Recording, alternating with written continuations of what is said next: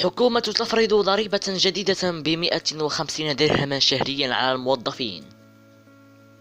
أتى مشروع قانون المالية لسنة 2021 الذي صادق عليه المجلس الحكومي اليوم الجمعة بإجراء إجباري جديد سيمس أجور الموظفين والأجراء الذين تعادل رواتبهم أو تفوق 10,000 درهم، بحيث ستفرض ضريبة جديدة بنسبة 1.5% على الأجور التي تصل في مجموعها الصافي 120 ألف درهم سنويا، و50 درهما على الأجر الشهري الذي يعادل أو يفوق 10,000 درهم صافية.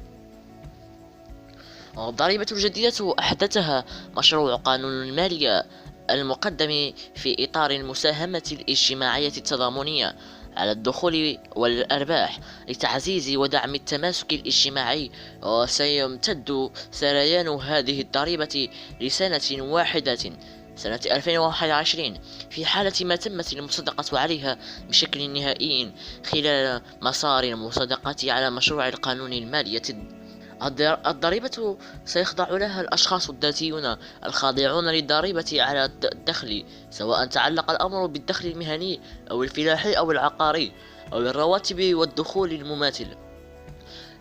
ستطبق كذلك على الشركات بنسبة 5% من الأرباح الصافية التي تساوي أو تفوق 5 ملايين درهم للسنة المالية الأخيرة.